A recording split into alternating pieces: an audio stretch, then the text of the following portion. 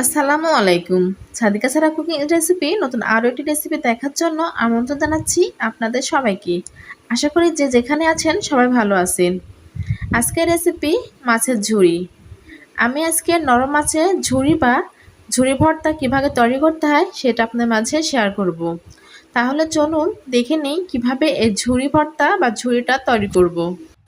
মাছের ঝুরি ভর্তা করার জন্য প্রথমে নিতে হবে কাঁচা মাছ। এখানে আমি মিনা কাপ মাছ নিয়েছি। 6 পিস গাঁদার চাকা নিয়েছি ছোট বড় সাইজের। তার সঙ্গে নিয়েছি 4টি পেটির চাকা। পেটি আর গাঁদার চাকা দুইটা একসঙ্গে নিলে ঝুরি ভর্তাটা খেতে বেশি ভালো লাগে।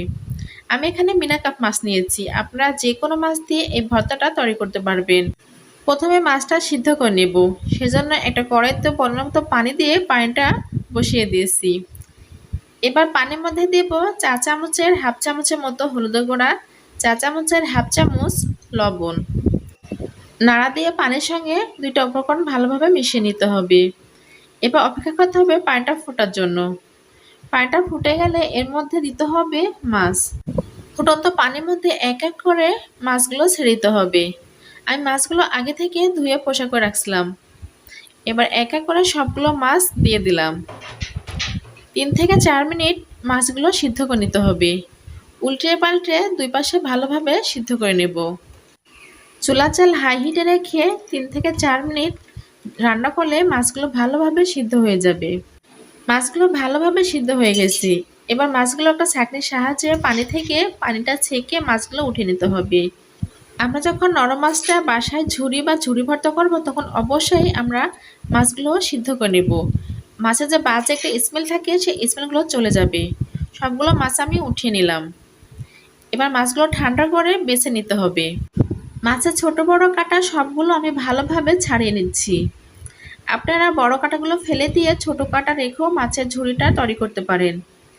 আমি সবগুলো ফেলে দিচ্ছি যেন বাচ্চারা খেতে পারে।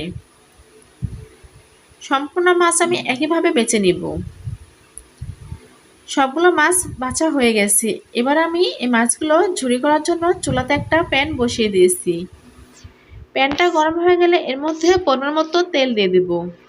আমি এখানে রান্নার রেগুলার সয়াবিন তেলটাই দিলাম। আপনারা চাইলে সরিষার তেল দিয়েও এই রান্নাটা করতে পারেন। এবার দিয়ে দিচ্ছি গরম মশলা, 2টা এলাচ, 3টা লবঙ্গ আর 2টা দারচিনি। 7 থেকে 8 সেকেন্ড নাড়াচাড়া করে তেলের মধ্যে ভেজে নিলাম। ভাজা হয়ে গেলে এর মধ্যে দিয়ে দেব তেজপাতা। এখানে আমি একটা তেজপাতা মাঝখান দিয়ে ছিঁড়ে দিয়ে দিলাম। দিয়ে আবারও নাড়াচাড়া করে তেলের মধ্যে ভেজে নেব 10 সেকেন্ডের মতো। গরম মশলা থেকে যখন ফ্লেভারটা বের হবে তখন দিয়ে দিতে হবে পেঁয়াজ কুচি। এখানে হাফ কাপের মতো পেঁয়াজ কুচি দিলাম। পেঁয়াজ কুচি তেলের মধ্যে দিয়ে নাড়াচাড়া করে আবারও 10 থেকে 12 সেকেন্ডের মতো ভেজে নেব। এবার দিয়ে দিচ্ছি রসুনের কুচি, 8 থেকে 10টা কোয়া কুচি করে দিয়ে দিলাম। তার সঙ্গে দিচ্ছি মরিচ। এখানে কাঁচা মরিচ 5-6টা মাঝখান দিয়ে চিড়ে দিয়ে দিলাম। এবার সবগুলো একসঙ্গে নাড়াচাড়া করে ভেজে নিব। 1 মিনিটের মতো নাড়াচাড়া করে ভেজে নিব যতক্ষণ না পেঁয়াজগুলো সফট হয়ে আসবে। পেঁয়াজগুলো সফট হয়ে আসবে তার সঙ্গে হালকা বাদামি কালারও হয়ে যাবে। এবার দিচ্ছি রসুনের পেস্ট 1 চা চামচ, পেঁয়াজের পেস্ট 1 চা চামচ, আদা জিরা পেস্ট 1 চা চামচ। বাটা মশলাগুলো দেওয়া শেষ। এবার পেঁয়াজের সঙ্গে 30 সেকেন্ডের মতো ভেজে নেব। 30 সেকেন্ড নাড়াচাড়া করে ভাজা হয়ে গেলে এর মধ্যে দিব অল্প পরিমাণের পানি। পানিটা দিব মশলাগুলো যেন পুড়ে না যায়। মশলা পড়ে গেলে রান্নার টেস্ট নষ্ট হয়ে যায়, রান্নাটা খেতে ভালো লাগে না। এবার দিয়ে দিচ্ছি শুকনো মশলা উপকরণ। লবণ দিচ্ছি 4 চামচের হাফ চামচ, লবণটা স্বাদ মতো। মরিচের গুঁড়া দিচ্ছি 4 চামচের হাফ চামচ, হলুদের গুঁড়া 4 চামচের হাফ চামচ, ধনিয়া গুঁড়া দিচ্ছি 4 চামচের হাফ চামচ, দিয়ে দিচ্ছি ভাজা জিরা গুঁড়া 4 চামচের হাফ চামচ। সবগুলো শুকনো মশলা উপকরণ দেওয়া শেষ। এবার নাড়াচাড়া করে মশলার সঙ্গে কষিয়ে নিতে হবে। 1 থেকে 1.5 মিনিট মশলাটা ভালোভাবে কষিয়ে নেব। যতক্ষণ না মশলাটা ভালোভাবে কষানো হবে ততক্ষণ এভাবে কষিয়ে নিতে হবে। আর এই পর্যায়ে চুলা জাল মিডিয়ামে রেখে মশলাটা কষাতে হবে। সময় নিয়ে মশলাগুলো ভালোভাবে কষিয়ে নিতে হবে। মশলা থেকে যেন কাঁচা গন্ধটা না থাকে সেজন্য মশলাগুলো আমাদের সময় নিয়ে কষে নিতে হবে। আর মশলাগুলো যত ভালো কষানো হবে, রান্নার টেস্টও তত বেশি হবে। নাড়াচাড়া করতে করতে মশলাগুলো ভালোভাবে কষিয়ে নিলাম। মশলা থেকে তেলগুলো ছেড়ে গেছে। মশলাগুলো কষানো হয়েছে কিনা আমরা কিভাবে বুঝবো? দেখুন, তেলগুলো যখন ছেড়ে দেবে তখন মশলাগুলো দেখতে এমন হবে। মশলার মধ্যে এই পর্যায়ে দিচ্ছি পানি। এখানে আমি অল্প পরিমাণে পানি অ্যাড করলাম। মশলাগুলো নাড়া দিচ্ছি। নাড়া দিয়ে পানির সঙ্গে মশলাগুলো ভালোভাবে মিশিয়ে নিচ্ছি। এভাবে মিশিয়ে নিতে হবে। এবার দিয়ে দিচ্ছি বেছে রাখা মাছগুলো।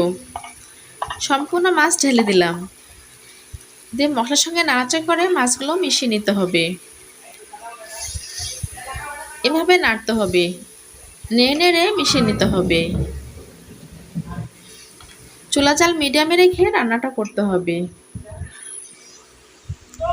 নেড়ে নেড়ে মাছগুলো মিশানো হয়েছে। এবার কিছুক্ষণ রান্না করব।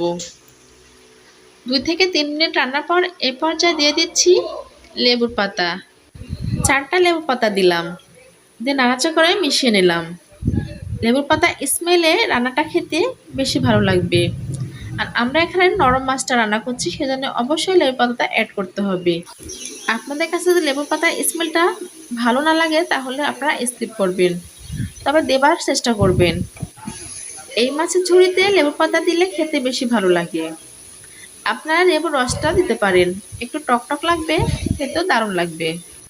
চুলা জাল মিডিয়ামে রেখে আমি 4 থেকে 5 মিনিট এভাবে নাড়াচাড়া করতে করতে মাছের ঝুড়ি ভর্তাটা তৈরি করে নেব। মাছের ঝুড়ি ভর্তা থেকে যখন সুন্দর একটা স্মেল বের হবে তখনই বুঝতে পারবো আমাদের মাছের ঝুড়ি ভর্তাটা রান্না হয়ে গেছে। আমাদের বাসায় অনেক সময় এরকম নরম মাছ নিয়ে আসা হয়, সেই মাছগুলো আমরা খেতে চাই না, কারণ বাজে স্মেল বের হয়। আমরা যদি এভাবে মাছের ঝুড়ি ভর্তা করে খেয়ে থাকি তাহলে আমাদের মাছগুলো নষ্ট হবে না, আর গরম ভাত সাথে খেতে অনেক বেশি ভালো লাগে। আমার রান্নাটা শেষ। এবারে আমি পরিবেশনের জন্য একটা সার্ভিং প্লেটে উঠিয়ে নিব। আমি এভাবে মাছের ঝুড়িটা রান্না করলাম। আশা করি আপনাদের কাছে ভালো লাগবে। ভালো লাগলে লাইক, কমেন্ট, শেয়ার এবং সাবস্ক্রাইব করবেন। সাবস্ক্রাইব করে আমার চ্যানেলের সঙ্গে থাকবেন। আমি গ্যারান্টি দিয়ে বলতে পারি যারা একবার এই ঝুরি ভর্তা রেসিপিটা খাবে তারা বারবার খেতে চাবে। আর খেতে কেমন হয়েছে আমাকে অবশ্যই কমেন্ট বক্সে কমেন্ট করে জানাবেন। সবাই ভালো থাকবেন, সুস্থ থাকবেন। সবার সুস্বাস্থ্য কামনা করে আজকের মতো বিদায় নিচ্ছি। আবারও হাজির হয়ে যাব নতুন কোনো রেসিপি নিয়ে। আল্লাহ হাফেজ।